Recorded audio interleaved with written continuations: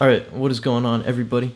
Welcome to the Inane Audio Podcast, where I talk about inane bullshit. See, I'm still incorporating that into the title, but this is number 51.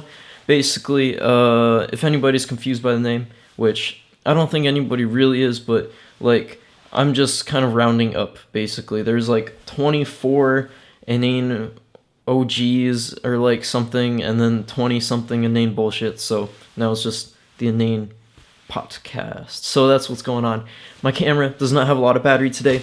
It is also 6 a.m. and I'm going to the hospital to see my mom after this, and I haven't really slept. So I'm going to keep this short, but also I want to keep it full of some content because, I don't know, my mom's condition has worsened by a fuck ton, just really out of the sudden.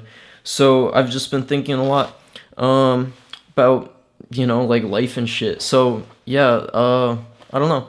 It's kind of interesting to me, the kind of things that we hold back on or don't face within ourselves just because we don't want to think about it or something like that. So I guess the content of today's podcast is sex, drugs, dreams, and death, because I think to be completely honest, that's kind of the essence of the human experience through, I guess, my eyes. So, I guess let's start off right away. I've never said anything about sex before on this entire channel, which actually kind of blows me away because I talk about doing Xanax, DMT, all the drugs, ketamine, bunch of illegal shit, getting arrested by cops, but I've never once said even a single word about sex before, which, I mean, that's really fucking interesting to me because it's not just a taboo subject. It's literally fucking impossible to be alive or to talk to anybody or anything without it. So it's really interesting that is kind of a taboo subject still, very much, even though it's loosened up quite a bit, I'd say. And I mean, I didn't live in the 70s, but I think that's kind of the thing. I fucking love the 70s because it seemed it's very reminiscent of right now, this whole psychedelic renaissance and just people being free and open with each other. At least, it's not every single person, but just as a social norm or a cultural pop culture kind of sense. So it's really fucking cool, I think, where we're at now and where we were at in the 70s. So basically it was an experience that was unbeknownst to me until recently, and holy shit. I mean, I think it's really beautiful, though. I'm really glad that I'm not in a school environment. I literally would still be in school right now if I didn't drop out, which blows my fucking mind, because in that kind of environment, it seems like it's more of an objectification kind of thing, or a bragging rights kind of thing, and it's just, that's so fucking far from the truth. Sex isn't just a, hey, look, I'm showing off, look, I did this. I mean, I think it's actually a really beautiful, spiritual experience. It's not, I don't know, and that's what kind of makes objectification so disgusting, I think. I never realized, I mean, it's just because sex is fucking awesome. It's not something that should be, shunned or looked down upon, and it's so bizarre to me how much that is in culture, especially, during school, all adults seem to have the same stance of, don't do that, that's really bad, don't do that, you should feel bad if you want to do that, and it's the fuck, you literally would not exist without that, and it's just, such a purely human experience, and I never realized it's completely about the other person, it's nothing about your own experience. It's totally, completely about sharing the experience with someone else and living in that moment. That shit's so crazy. But yeah, I don't know. And that was the kind of funny thing. I was still even hesitant to talk about that, which kind of is kind of funny to me because I literally told my mom about it, and it's this whole channel, the whole time that I started doing it for the first while was oh, I hope my mom doesn't find out. I don't want to have to explain this to her. But now I'm oh, what the fuck? I already talked to my mom about this, and so I shouldn't feel weird about talking about it on the channel, even though I'm really vague about that. I don't even want to dig much deeper into that, other than it's just it's really fucking beautiful, that. That's just it's really cool, and I don't know. So moving on. to something way on a fucking way completely opposite spectrum. My mom is like basically, it's not good. I mean, and the thing is, we've totally accepted this situation. The trippy thing is, she's had cancer 3 separate times before. So when I was a little kid, she had it. She beat it. And then like she's had a lot of hardships. She's had 2 fucking C-sections before, where they cut the stomach open to deliver the baby and like all this shit. And yeah, so she's had breast cancer twice. And then after beating that twice, once before I was born and then once when I was a little kid, now it came back in the liver, and she's been fighting this for 2 years, over 2 years. And when she first got it, the doctors were like, okay, you probably have a few months. She's basically like, yeah, fuck you. And like she just baffled the doctors. Like, it didn't make any sense to any of them until they were literally like, you've done all the chemo that we can possibly even administer while we're in America. They were literally like, okay, you're done now. Just like wait it out until you're over. They literally said that while we're still in Fargo. So that's why we came out to Taiwan. It was basically kind of like her dying wish. And this was the kind of thing that's like, it really fucking puts things in perspective. She lived in America for about 30 years. And the one thing that she wanted to do was come back and live in Taiwan. Like, she talked about it. She talked about it annoyingly much. Like, to the point that, you know, like there's, whatever, it's a tough situation to say, but it's like, it's definitely helped me realize a lot about like how I want to live my own life, because she wasn't enjoying any of the places we lived in. Like, we lived in, before I was born, they lived in New Jersey, Indiana, Phoenix, fuck, I don't even know. And then like I was born in Michigan, so we lived in the Michigan area, then Massachusetts, then Fargo, North Dakota. And every single time she's just like, this sucks, I just want to be in Taiwan, which it is difficult because she did have a family, you know, she's like raising us. So yeah, you know, it's not that simple, but still, the entire time she wasn't really enjoying the situations that we were in, because she was always like glamorizing coming back to here. So it was crazy. It was, the doctors literally said like, you can't even fly anymore. But we were just like, fuck, like this is literally the last chance. So that's why we came out to Taiwan. You know, she wanted to see her home country, or like her home place, for 30 goddamn years. And then she finally came back, and it's tripping me out because it's been over 6 months now. Feels like it was just yesterday that we decided that we were going to come back here to Taiwan. So yeah, she came out here, and so for 2 years we've been used to her having really bad situations. Like, you know, she basically only has, she can go out like 1 time a day. Like, she sleeps basically the whole day. We have to give her like tons of medication, and yeah, that's basically been the situation. She's needed like a crane, but crane, is that what it's called? Cane. But like, yeah, all of a sudden, out of the blue, like 1 week ago, it's been like, it just like worsened really quickly. So like, it spread to the brain quite a bit, and it's the trippiest fucking thing, just like talking to her, and she's literally like, wait, is there another kid in our family? Like, she doesn't even like remember for a second. Like, and she's not in that bad of a situation that she doesn't like recognize me, but it's, I mean, it's like bad. Like, she doesn't remember the morning. Like, she'll wake up in the noon and she'll be like, wait, did you go back to America and come back already? And I'm like, fuck, like that is really crazy. And I'm not saying this to have anyone feel bad about me. I mean, like, weirdly enough, these Inanes are like my self-therapy basically, which, yeah, I don't know, like, I'm really not ever trying to play up my situation. Like, this is just fucking life. I think that's kind of like my point with it. It's not like, oh, this sucks, like, oh, look at me, poor me. I mean, it's just like, that's just how life goes, you know? It's like, there's ups and there's downs, and that's just how it goes. And yeah, I mean, with that being said, like, I don't know, I see no excuses to not be happy. Like, I can tell that a lot of people obviously wouldn't want to be in this situation, but I literally can't see it in any other way other than this is the best possible life that I could be living right now. The truth is that I'm living and I'm alive and I'm a human, and that's like all there is. There doesn't have to be anything else for that to be the best situation that I should be grateful for like at all, you know? So I think that's really tripping me out. But fuck, I mean, like, I don't know. Well, let me bring you back. So when I was 16, I'm kind of going all over the place here, but just kind of like running you through what's my mind. When I was 16, that was the wait, was that the first year? Let me explain my dropping out situation. I really like to glamorize this story in my mind because it's really fucking cool. Just like, oh, fuck you, I dropped out of school. But I'm really thankful that it's really all thanks to my dad. He's been fuck the government, like fuck the feds since day one.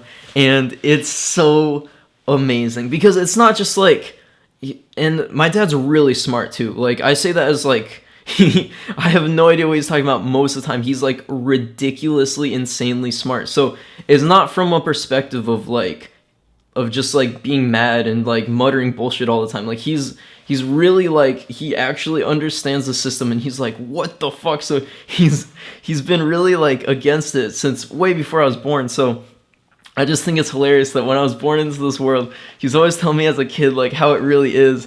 And like, I don't know. It was just really funny because when it came around to high school, he was like, he shot straight with me and he was like, you don't want to go to high school.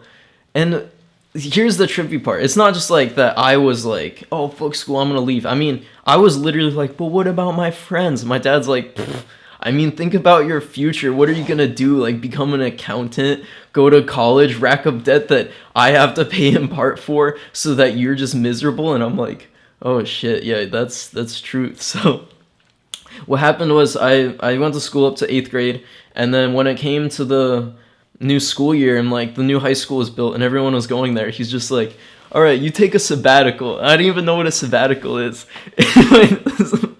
My dad's fucking hilarious because a sabbatical is what professors say when like a professor takes a long break, like a little vacation from their like teaching so that they can go out and like explore things. So he's like, you're gonna take a sabbatical.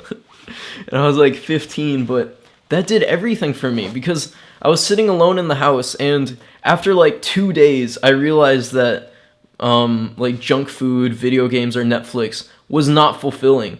And that's the fucking weird thing with school. It's like, it's this impossibly bad situation. It's basically like prison that they put you in, but the entire society is okay with it, and they like basically go against you if you don't want to go to the prison. They're like, oh, you're just a fucking idiot. And it's like, it's obviously really backwards. Most people obviously know this, and it's even changed since the past few years. Like, entrepreneurship and everything is on a much higher pedestal than just a few years ago. So that's just so fucking ridiculous. But yeah, I don't know. It's just like, after sitting alone and stuff in the house, I was just like, what the fuck? I never actually thought about this, but the stuff that I daydreamed in school, which is like, playing video games, binge watching movies and stuff. It's like, well, had a couple days, now I'm unfulfilled again. So that really like forced me to look at like, what do I actually want to do in this life that could actually fulfill me in a long-term sense? So I don't know. I've always been doing the video thing since I was 8. Like, I started a YouTube channel when I was 8. So it wasn't like I had to look for what I wanted to do. It just made me realize like I actually had to do it, instead of like saying, oh man, I want to do that, I want to become a YouTuber, getting super motivated, and then just binge watching other people's YouTube videos instead of working on my own. So I think that made a really big difference for me. I ended up building up a business. I started going to networking events. I'm terrified of social situations, so this isn't me saying that I was like a super cool extrovert and everything. I mean, like I was still basically like a high school student, but just because I didn't go and I was interacting with actual adults, that totally changed the way I looked at everything. I wasn't looking at things in terms of, how do I make other people like me? How do I become cool? How do I like get in with the cool kids and this stuff? I was like, okay, how do I get respected? How do I show people that I have work ethic? Dude, I don't know. It's just so fucking crazy how different life can be, just taking different turns. Anyways, speeding up this process, so I started visualizing out what my ideal life would be, which was being a videographer, freelance, shooting videos for people, super professional and shit, and then like working with nice, well-respected companies. And I think that's really funny. Like, even then, even like with the fuck school and everything, I was still kind of like looking forward to working with corporate because it still had like a nice public image that I could use. Like, hey, I've worked with Roars locally, and I've worked with blah blah blah. And so I got my first video gig that was $1,000, and here's the thing, like I shouldn't romanticize my situation. The thing is, I'm fucking spoiled, right? Like for my entire life, I didn't have to pay rent and shit. So with my YouTube channel, I was definitely, well, not like pretentious about it, but I think I've been impractical with Stoned Alone. Like, I still need to make money, and I still definitely could, and that's what trips me out, because when I was 16, I literally cashed $1,000 check, and I didn't do that when I was 17. So that's blah blah blah, whatever. That's another whole thing. So anyways, this was my peak moment of Shepherd videography, of my videography business. It was like working with a really well-respected guy. He was a big motivational speaker in the area. He was, he was super respected. Everybody knew this guy, and like everybody was like, "Oh shit, you worked with him?" When I told him, and he just handed over the check. And the first fucking thing I did, literally within 10 minutes, was I bought an ounce of weed with it. Now, what am I trying to get at in this story? Okay, come on, focus. You can do it. Camera. Oh my god. So what am I trying to... Okay. This camera is not autofocusing, bro. Come on. So, what am I trying to get at with this story? First off, on the surface, it's very obvious that it was probably a poor business decision, because up until that point, I was smoking, but I was keeping it really at a minimum. Like, I would go home late at night, and then I would just like hit the one time, and I'd go to sleep, wake up super early, and get back to the grind. And I think that was really important for me, because here's the thing, like, you never realize how important the actual current moment is. So what that taught me was that even though I had that super high work ethic, that didn't mean that it just stays there. It didn't mean that, like, just because I worked a little hard, I'm naturally going to do that. It's like you still have to put in the effort and actually, like, do it, which is the hard part. And so... yeah, that was really important for that time. But it also taught me that it wasn't sustainable. Like, I was kind of living someone else's dream. I was kind of living still with people's expectations. It just wasn't under school expectations. It was under, like, business expectations. So I still wasn't living completely for what I thought I wanted to do. It may sound really ridiculous to a lot of people, because this is obviously, like, way better situation than 90% of people are living in. Like, I totally understand that. My whole point, though, is that you can go all the fucking way. Like, there's no compromise. Like, if the second you compromise on something, like, the whole problem is that you can aim low and you can reach it, but, like, then you've reached it and it's still low. Like, like, you have to shoot for the fucking stars. I don't care if I hit it, but I'm gonna do everything I can too, and, like, whatever.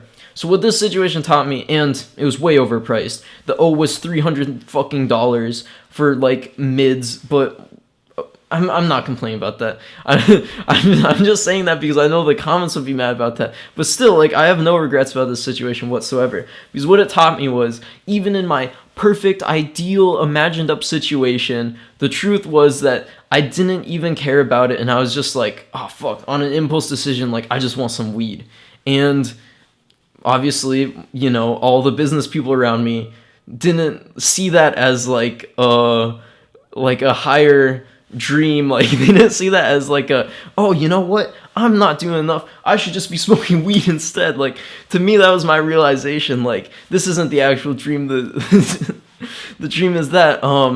So that was really funny to me, was that I was still under other people's expectations, because the second I made that decision, everybody stopped, like, respecting me, basically. Because up until that point, I mean, my ego was being fucking overloaded. I was on the cover of the newspaper. I was like, hey guys, I'm the 16-year-old entrepreneur. So I think I really need that in my life. Just every single person ever immediately turned their back to me and were like, you fucking, like, you piece of shit, basically, like you lazy asshole. And you have to go where you're celebrated, not tolerated, because, like, they were just seeing me as like, oh, it's just some fucking, like, lazy kid now. Whereas I don't know, like, I just moved on to the WeedTube community, and it's like, these are actually people that I can connect with and talk with, instead of saying, like, corporate, like, oh, hello, let's network. What's the ROI on this situation? I can tell you right now that my videos will give you the perfect CPM, and, like, that was the shit that I was in. So, to wrap this all up, what do I mean by all that? I mean that my mom is in a really fucked up situation right now, and that's real. But why am I not sad? Why am I still looking at this like it's as good as all the previous situations I've mentioned? Because I've done everything that I can within my power. That's the thing. My mom's sickness isn't within my power. I can't, use editing to fix that. But I've done everything that I can to fix my life, So I have no regrets on anything. And I'm able to put everything on hold because this is actually something that's really important, and I can focus all my attention to this. But I'm not like emotionally drained or like anything like that, because I'm really comfortable with my place in this world. So it's like, fuck. I mean, like, it's just, yeah, like I could. And like I watched a lot of motivational videos, watched a lot of Gary Vaynerchuk. So when I'm saying like quotes and stuff, I'm not just like, oh, I'm gonna say some quotes for the channel. I mean, that's literally stuff that's running through my mind on a constant basis. So like right now, all I want to do is just say a bunch of quotes and like motivational stuff. But I think something that's a lot more unique that I can offer up is my actual personal experience. So like I could keep saying all these quotes and stuff, but the real truth is that, like, yeah, that's my situation right now, and I don't know, it might help someone realize something, because it's fucking, like, life is amazing. Just the fact that I'm talking to you right now, and I do remember what happened this morning, and that, I can walk around, and I don't have to be in a bed all day, that to me is fucking everything. That's better than I could possibly even ask for. So now that I do have all of that, I'm gonna use that and, not do any shit that I hate, and actually work on things that I am proud of and that I want to be doing in my life, So, I don't know. Fuck all the negativity, all the, like, bullshit complaining. I don't fucks with it. It looks really, really stupid from my perspective right now. Anybody that's complaining about, like, small things, like, come on, like, the small things do not fucking matter. Like, if someone messed up your coffee order, or like someone cut you off in traffic, like, I have no respect for complaining about that. Like, it's just like, like, life is really fucking good. So yeah, I think that's all I was gonna say. So that is sex, drugs, dreams, and death. And to me, that is kind of the essence of the human experience. And I should go to sleep. I kind of caught a cold going into the hospital. I should sleep more so before I go back, but it's morning now. Anyways, I'll see you around. I hope that was a good inane. I like that. There wasn't any dead air.